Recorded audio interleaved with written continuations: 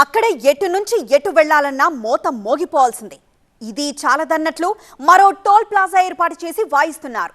రోడ్లు బాగుండి టోల్ వసూలు చేస్తే ఓకే, కానీ గుంతల రహదారికి యూజర్ ఛార్జీలు ఏంటని జనం ఫైర్ అవుతున్నారు. టోల్ గేట్ ఎత్తేయాలని డిమాండ్ చేస్తున్నారు.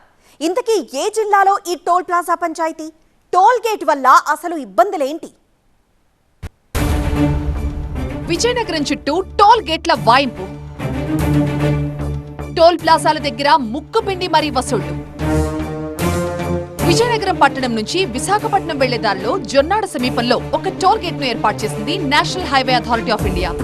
విజయనగరానికి కేవలం 12 కిలోమీటర్ల దూరంలో ఉంటుంది.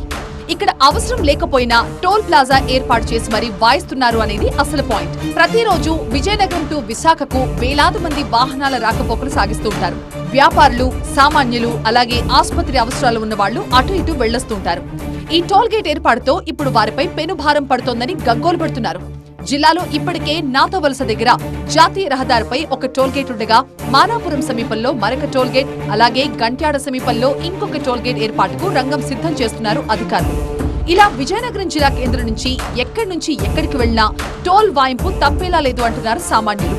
ఇది ఎంత విచిత్రం అంటే నిబంధనలకు విరుద్ధంగా కట్టి నిర్భయంగా దోపిడీ కొనసాగుతుంది. కోట్లాది రూపాయలు వసూలు చేసుకోవడానికి టోల్ గేట్ పెట్టడం అనేది అన్యాయం. కేంద్ర ప్రభుత్వం నూతనంగా జాతీయ రహదారి ఏర్పాటు చేసినా లేక రహదారి విస్తరణ జరిపినా ఆ రోడ్ వాడుకున్నందుకు వాహనదారులపై యూజర్ ఛార్జీలు వేయడం కామన్. ఆ యూజర్ ఛార్జెస్ ని టోల్ గేట్ ఏర్పాటు చేసి వసూలు చేస్తుంటారు. రాజాపులోవ నుంచి వయా విజయనగరం పట్టణం మీదుగా గతంలో ఉన్న 2 లైన్ల రహదారిని విస్తరించి 4 లైన్లుగా అభివృద్ధి చేశారు. అంతేకాకుండా చెల్లూరు నుంచి అంబటి వలస వరకు సుమారు 17 కిలోమీటర్లు 4 లైన్ల బైపాస్ రోడ్ ని 409 కోట్లతో నూతనంగా నిర్మించారు.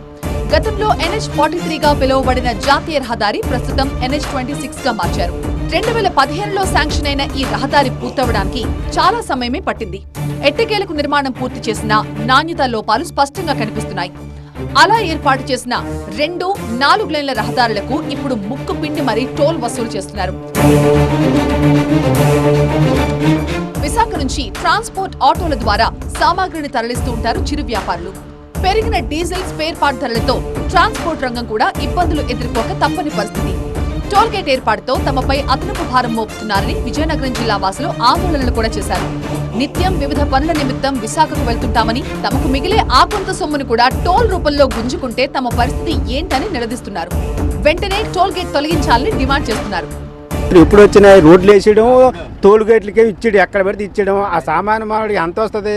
మహావస్తు అప్ అండ్ డౌన్ చేస్తే మహావస్తు 300 మిగిలితే ఆ 300 కూడా మీరు తీసుకుంటే ఇక సామాన్య మానవుడు ఎలా బతకాలా? విజయనగరం నుంచి 120 కిలోమీటర్ల దూరంలో తగరపు వలస ఉంటుంది. ఉపాధి అవకాశాల కోసం అక్కడి నుంచి పెద్ద ఎత్తున కార్మికులు విజయనగరానికి ఆటోల ద్వారా రాకపోకలు సాగిస్తుంటారు. అంతేకాదు తగరపు వలస నుంచి ఏ చిన్నపాటి పని ఉన్నా విజయనగరం పట్టణానికి వస్తుంటారు. ఇలా ప్రతిదానికి విజయనగరం నుంచి తగరపు వలసకు నిత్యం 10ల సంఖ్యలో ఆటోల్లో వెళ్తుంటారు. అలా తిరిగే ఆటోలపై సైతం పెను భారం పడిందని ఆవేదన వ్యక్తం చేస్తున్నారు. విజయనగరం జిల్లాలో ఉండే వాళ్ళందరూ కూడా మిడిల్ క్లాస్ వాళ్ళే, కింద స్థాయి వాళ్ళు తప్ప పెద్ద ధనవంతులు కాదు.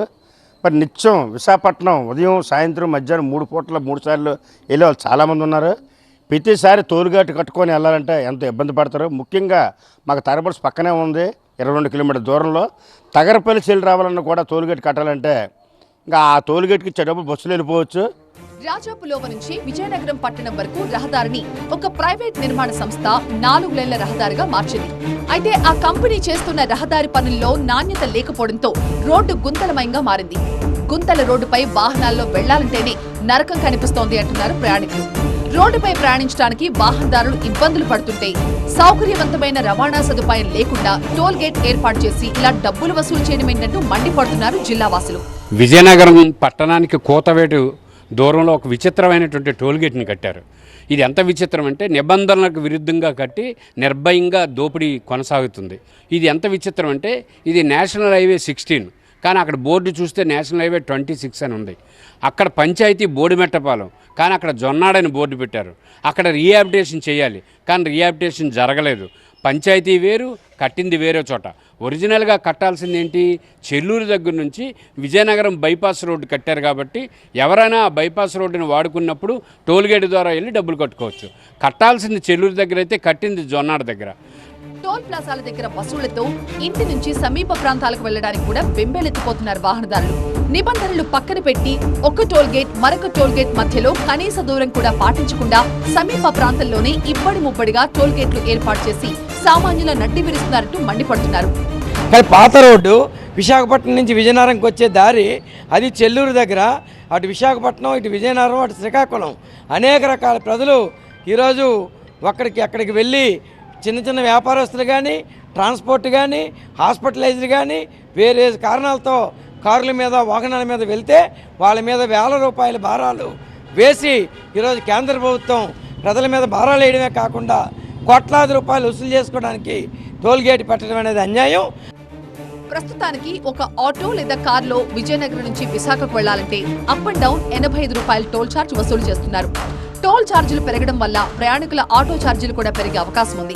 ఆర్టీసీ బస్సులోనూ టికెట్లలో కొంత టోల్ ఛార్జ్ కట్టక తప్పదు. సరుకు ఎగుమతులు దిగుమతులు కూడా ఛార్జీలు పెరిగి అవి కాస్త సామాన్య కొనుగోలుదారులపై పడుతున్నాయి. ఇలా జిల్లాలో ఏర్పాటు చేసిన టోల్ గేట్ వల్ల జిల్లా వాసులపై అదనపు భారం పడే అవకాశాలున్నాయి. విజయనగరం నుండి విశాఖపట్నంకు నిత్యం వందలాది మంది ప్రయాణికులు రాకపోకలు జరుపుతుంటారు. వ్యాపారులు అదేవిధంగా సామాన్యులు అనారోగ్యంతో ఉన్న ఏ చిన్నపాటి అవసరం ఉన్నా విశాఖపట్నం వెళ్ళక తప్పని పరిస్థితి. ఓవైపు పెరిగిన పెట్రోల్ డీజిల్ ధరలు, మరోవైపు కొత్తగా ఏర్పాటు చేసిన టోల్ ప్లాజా ఛార్జీలు సామాన్యుడి నడ్డి విరుస్తున్నాయంటంలో ఎలాంటి సందేహం లేదు.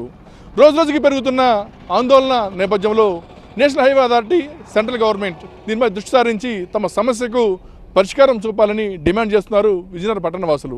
ఇది ఇక్కడ పరిస్థితి. కెమెరా పర్సన్ శ్రీనివాస్తో కోటేశ్వరరావు, TV9 విజయనగరం జిల్లా నుండి.